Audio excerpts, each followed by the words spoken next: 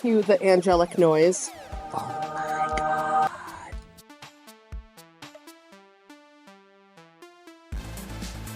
So, it's here. The Retroid Pocket Flip 2. Oh. Look at that. Cool. I apologize for not getting this video out a little bit earlier. I know I mentioned that I received this and I wanted to bust out a first impressions video. Look at this.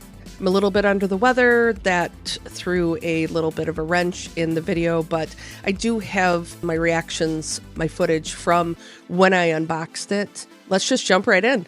I got it a few hours ago. I had to finish running errands for the day and being a mom and doing adulting, you know. I'm so happy that I went with the blue. I am so happy. This is the best color. This is the best color. I know everybody's going to yell in the comments, and that's okay. You go right ahead. You do you, whatever makes you happy. This is very reminiscent of I had a 3+ in the ice blue. What is this all about? What is this? Is it perpetually 9 o'clock? Is this like a radar thing? I don't know. I don't know what's going on. Pie charts? Are they a big fan of pie chart? The only thing that I can think of is this is a perfect spot for a sticker. So I'm going to put a sticker on this and I'll test this against the RP5, but these buttons feel pretty decent, pretty close to the RP5 from muscle memory. Got the normal D-pad. The sticks are nice. The sticks are nice. They're recessed, obviously, because they have to be, so this thing can close. What's a little weird is, look at this. There's nothing on the outside except the volume button. That's it. So we have the volume button, we have a fan, shoulder buttons. On the other side, nothing. There's a little lanyard hole. At the bottom, we have a headset jack, we have your charging port, and SD card slot. What are we missing? All of the other things. The power button. There's no power button. It's in here. So you gotta open the flip to power the device on, which, I don't know. We'll see if that annoys me or not. I can definitely tell, I mean, when I'm holding it right here, right in the palm, I mean, that's where the corners are going. I was looking for a grip on Etsy. I found this one from the same Etsy seller as my RP5 grip. I like Ergonomics. I'm sorry. Now, one thing that I didn't mention beforehand, this comes very bare bones. If you've seen any of my other videos about Retroid, they don't install anything. There are a couple emulators that they have that you can preload on here. I didn't do that this time. I did that on the RP5 just for the sake of ease, but I didn't want to do that for this. This is the Retroid front end that you can go into, and it's not bad. It really isn't. This is an Android device. It ends up looking like a phone or a tablet, and you have to download everything, all the apps, and you have to configure everything. One thing that I didn't show is the sticks actually have RGB lights. So if you go up here in the notification to get to the whole menu, you want to use like 2 or 3 fingers to swipe down, and then you can see there's a couple dots where you can slide over. There's all sorts of different things that you can do from the notification bar, which is really cool. So if you're an Android user, you're familiar with this. A lot of these are going to be just strictly for this device. Joystick light. So if you wanted the joystick to be on, you can just click it. I just clicked it off. If you want to go and hit that arrow over, and then it'll show you if you wanted to change the different colors, you want to customize it so you can just, have the rainbow and whatnot. One thing that it doesn't do, and this is just me, I always find it fun to just have like a multicolor spin on it, which that's fine. I don't care. It's not an option. Here's the Retroid Launcher, and it's a pretty simple setup.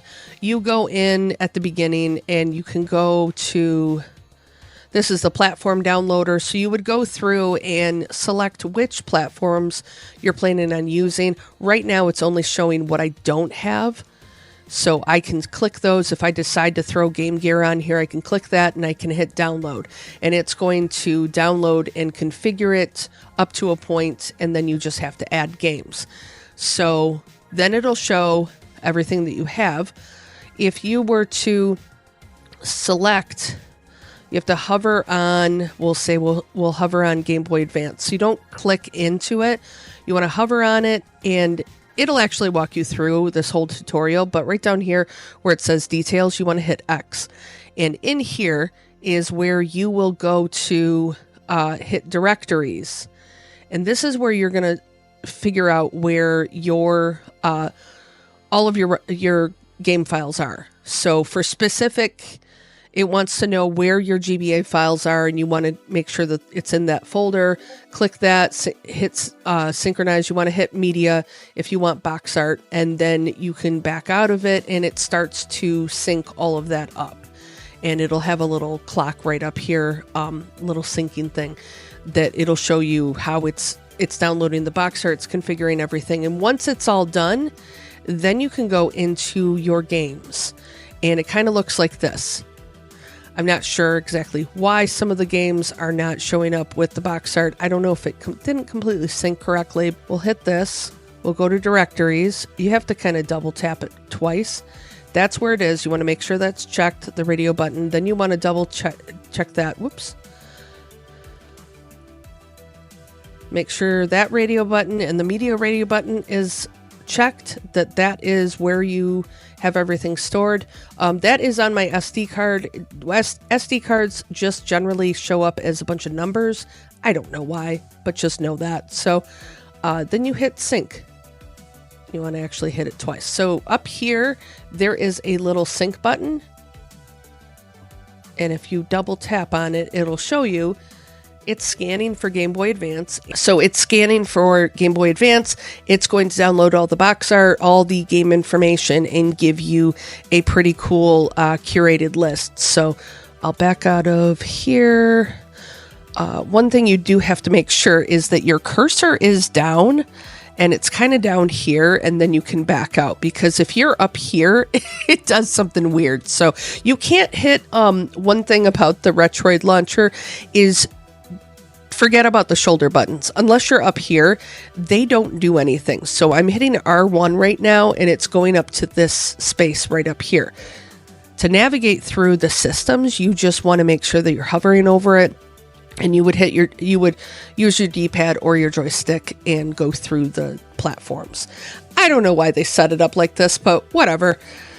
So here you can see pole position. It kind of has a little cool thing. And then I turned this on in the background where it has kind of a blurred image of the box art in the background. So they added some of this in here where you can kind of customize whether you want it or not. And that's kind of cool. Otherwise, it'll just kind of look like that, and it'll just have a blank background. So I appreciate, the effort with Retroid. I think that that's kind of cool, because as far as for the new user, maybe you don't want to mess around with the front ends just right away or at all. And that's totally fine. You're allowed to, it's your device. You can do whatever you want with it. I know the big question is, well, there's two big questions. So, so the Hinge, I just actually had a couple videos. This is the Miu Mini Flip, and everybody's, talking about this, how they're having issues. I don't have any issues with mine. Mine is also the yellow color, which I think doesn't have as many issues. But again, I talk all about that in my other videos. So, but the Hinge in the Miu Flip is completely different from this Hinge. You can definitely feel, first off, this device is heavy. It's a lot heftier. It's even heavier than the Retroid Pocket 5. So when you're opening this, you can definitely feel it. And there isn't like a creak at all. It feels like a really solid Hinge. It just feels different. When you're opening it, it kind of has more of, I'll almost say that it kind of has this feeling of, maybe like a laptop or a Chromebook or something that, it's a little bit heftier, if that makes sense. I'm not saying that these are laptop hinges by any means, but, in comparison to this, where this is kind of, the Miu Flip is more of like a toy kind of that you can think of, and you can even feel like the plastic is brittle on there. This feels more like a premium device. This is very nice.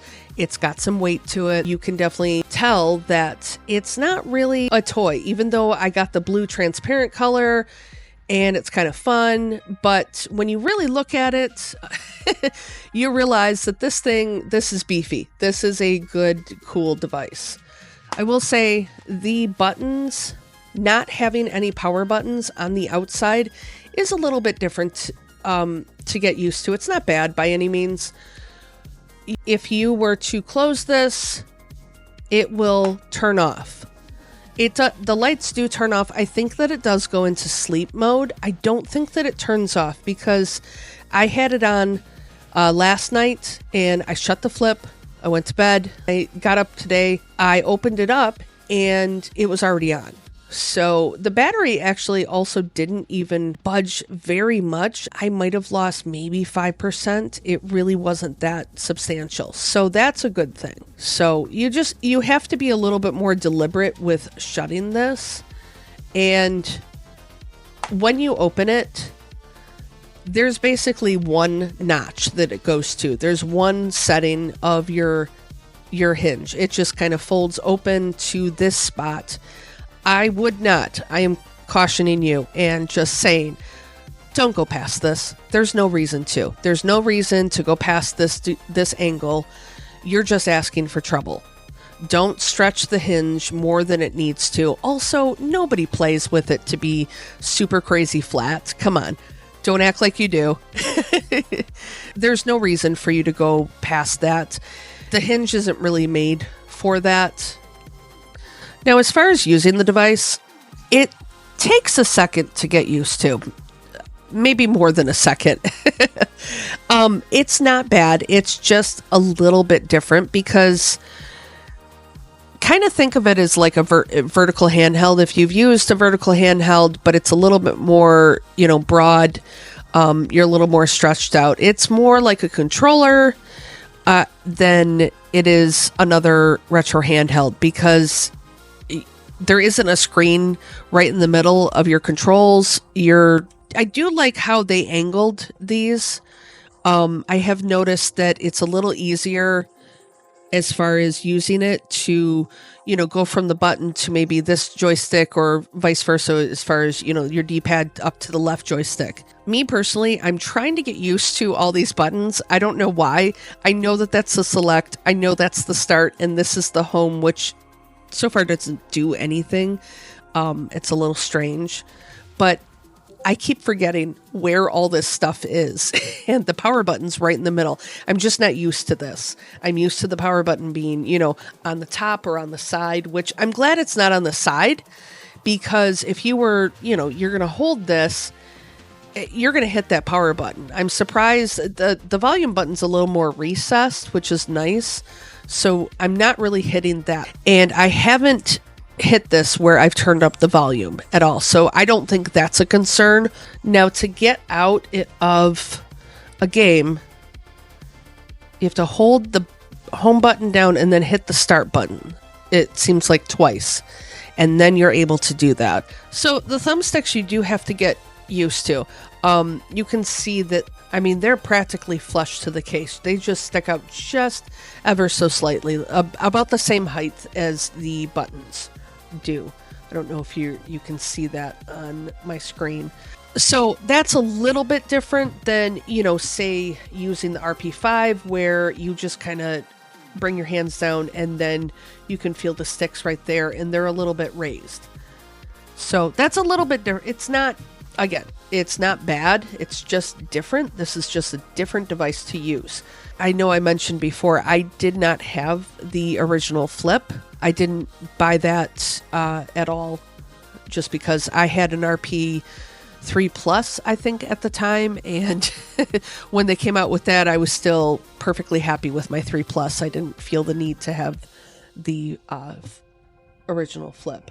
And I have the screen set apparently to turn off after a couple minutes. So if your screen turns off and the device is open, you just hit the power button and then it turns back on.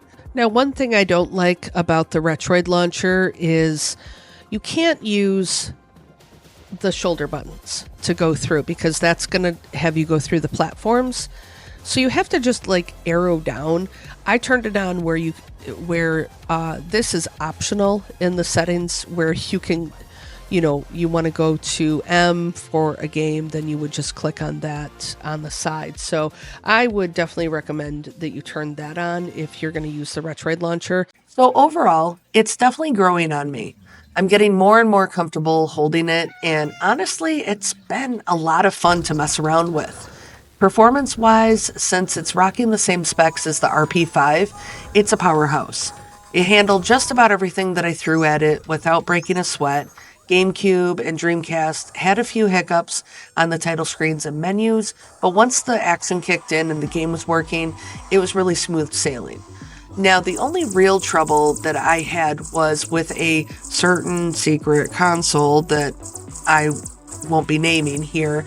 I was using the new Citron emulator, and it definitely still needs some work. So the games were pretty rough, and really these two games that you're seeing right here, those are the only ones that I could get working. I'll definitely be doing a lot more testing though, so keep that in mind, look for that video. And also, if there is a specific game that you want me to try, drop it in the comments, and I'm planning on putting a full game showcase video soon, so I'll try to definitely get to those. Also, let's go back to this. The ice blue color, it is chef's kiss. It just makes me so happy every time I pick it up. This thing is seriously one of the coolest looking handhelds out right now.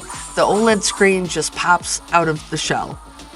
As I mentioned, I have a grip on the way that I just ordered from Etsy, and I'm excited to see how that helps with the ergonomics. So again, I will definitely have more videos about other things coming up with this device.